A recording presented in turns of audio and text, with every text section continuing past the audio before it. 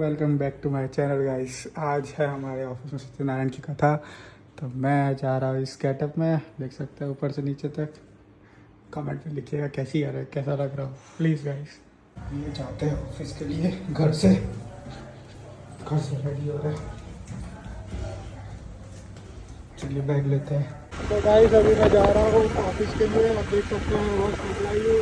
आज सत्यनारायण कथा है हमारे ऑफिस में। चलिए मैं आपको वहाँ से दिखाता हूँ। अभी तैयारी करनी है, मैं तो लेट हो चुका हूँ। 7 बजे बुलाया था गाइस, लेकिन मैं जा रहा हूँ 8 बजे। देखते हैं क्या सीन रहता है। तैयारी हो गई होगी शायद, तब तो मैं पहुँचूँगा तब तक।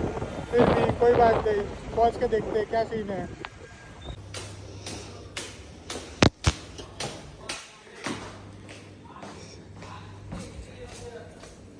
पीछे से जा रहा हूँ।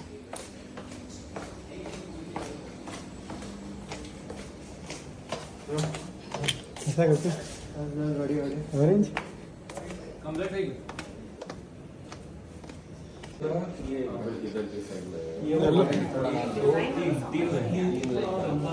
तीन लाइन बाकी वो मैडम रात को जो ड्राइंग किया था ना, तो ये जो छोटे पोर्शन है ना वो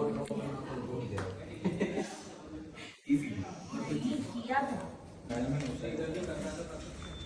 ये वाला। हां એટલે એમાં છે ને ના થોડો આછો લાગે ऊपर મૂકી દે